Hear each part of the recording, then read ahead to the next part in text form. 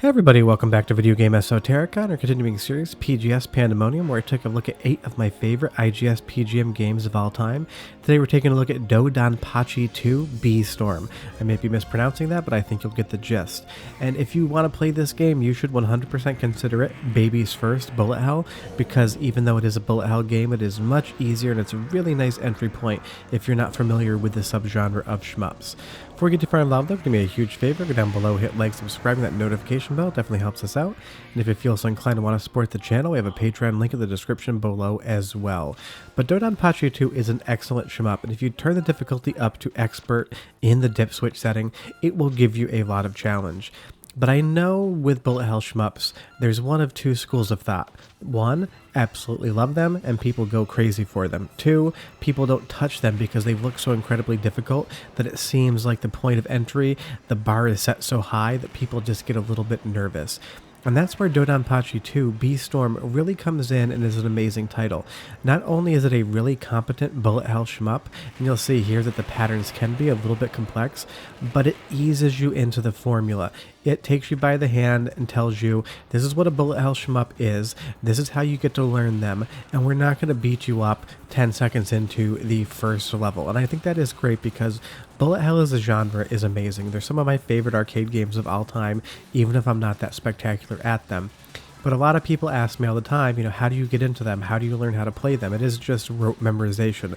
But they can be so incredibly difficult from stage 1 in certain titles that people get discouraged and never actually spend the time to really hammer down and hone in that gameplay and memorization and get better at the patterns and start to progress towards that 1 credit continue completion.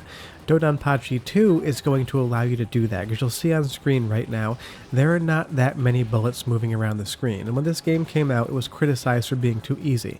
And I would say yes, for a bullet hell game, technically it is too easy. But if you want to learn how to get into bullet hell games, if you want to learn the patterns and learn the best procedures to improve your performance, this is an excellent place to start. Because I'm not going to lie to you, bullet hell games are quite difficult to get into. You basically just have to learn to suffer and die a lot until you start memorizing little bits of the game, and every playthrough you get a little bit further on that first credit. It can take weeks to get really good at a game, but it, to me at least, is some of the most satisfying progression in video gaming. Once you start improving and you start clicking with a game, you really get into it kind of like a rabbit hole deep. And that's why DoDonPachi II is incredible, because it is on this boss here giving you some decent patterns, but there's plenty of spacing amongst the bullets. You can navigate this relatively easily and learn how the mechanics of a bullet hell game function.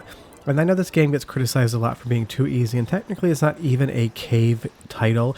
This was a licensed property from Cave, and they had some input on it, but this game usually gets dragged for being way too easy. But that's why I wanted to show it on the channel, because Cave games don't have to start out brutally hard. There's a learning curve, and you can kind of progress into them, get more into the genre, and then decide if you want to continue on or not. Because this game here, I played it before, and it got me into the genre as well, and now I love all of the bullet hell games. There's only maybe one that I can consistently 1 credit continue, the rest of them I'm still working on, and maybe I'll never actually do it.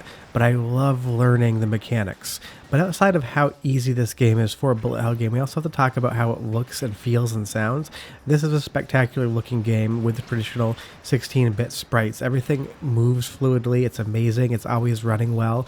This is exactly what I love from Cave, because their artwork has always been spectacular. DoDonPachi II is no different. And that's the great thing about Cave shmups. Not only are they super competent, amazing bullet hell games, but they always have their own unique visual flair.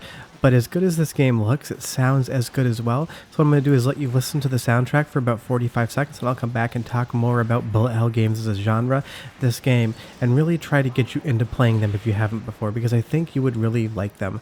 But enjoy the soundtrack for a second, and I will be right back.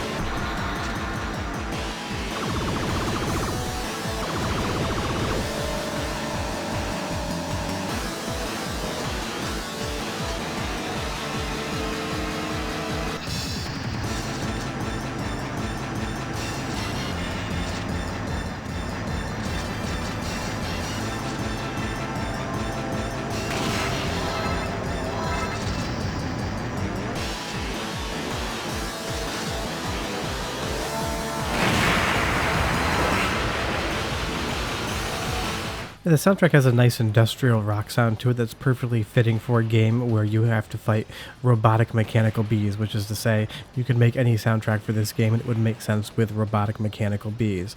But you will notice that the bullet patterns are getting a little bit more difficult, and that's what I mean when I say this is baby's first bullet hell shmup. It's going to really progress naturally. You're not going to get beat up off the first stage, you're not going to get discouraged, but the game is going to get progressively harder to the point where you might have to use a few continues. I haven't played this game probably for 2 or 3 years now, and I made it to about, I think, stage 4 on my first continue, and I just took my first death there, and that was probably because I was looking at my phone or something during captures, because I do that a lot. I've got other things going on. But that's the lovely part about this game. As you can see here now, it's going to start giving it to you.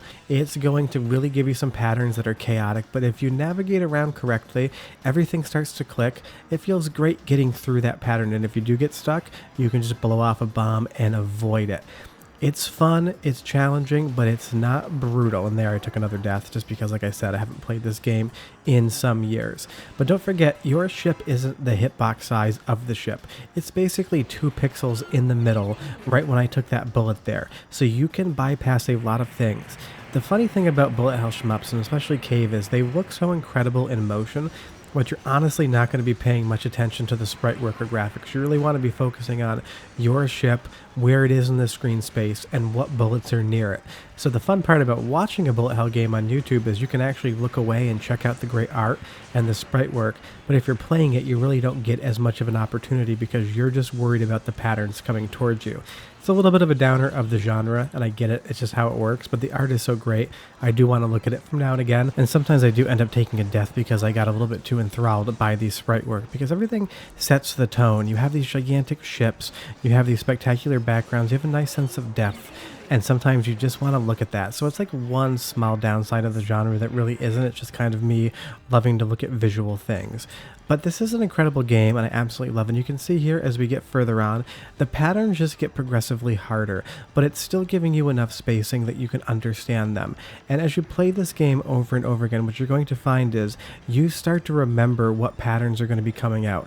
Now, there is some variation. The enemies aren't always going to give you the same patterns in the same order, but you'll get to a point where you can pretty quickly visually identify what pattern's coming your way, and you will realize without even knowing it, you remember how to navigate through it. I ignore the fact that I'm dying here. Sometimes I'm not as good as my own advice, but that's the fun part about this. It's like anything. You get this muscle memory to what you're doing, and before you're realizing it, it's almost like your hand's on autopilot, and you're able to do something without thinking about it. It's the same way I've been a skier my entire life. I started when I was 3, and I've been doing it forever. Even if I haven't skied for a year, I have no reason to not have to worry about being able to do it. I don't think about how to ski. I put my skis on and I go down the hill, and everything works exactly how I expect it to, because in my brain every single movement is memorized and it's basically done autonomous without me really thinking too much about it. And that's what a bullet hell shmup does when you learn the patterns. Before you're realizing it, you get in this zone. You don't even notice what's going on around you, but you are playing very effectively and having a great time while you do it. Now, if you are into bullet hell games and you've never played DoDonPachi II, maybe you could skip it because you are going to find it much easier than the rest of the Cave bullet hell games. But maybe you are into all the Cave games, but you've never been able to one-credit continue any of them. In that instance, DoDonPachi II is going to be an excellent game for you. And if you want to get into collecting Cave games, these have been converted over to the PGM cartridge format, and you can honestly pick up a game for like $100 to $150 depending on the source. It is the cheapest way to own Cave games and play them on original hardware. But short of that, if you have any questions or comments, leave them down below. Tell me, have you ever played this game, or are you into bullet hell shmups? Shmups sometimes do okay views on the channel, and other times they completely die. We'll see how this series goes. But otherwise, like I mentioned earlier, do me a huge favor, go down below, hit like, subscribe, and that notification bell definitely helps us out. I will be back next Tuesday with an episode in our PGM series, and I'll have videos throughout the week as well. But you'll see here as the final boss comes up, and I haven't played the game for too long, I do start taking some deaths. See you guys next time. Bye-bye.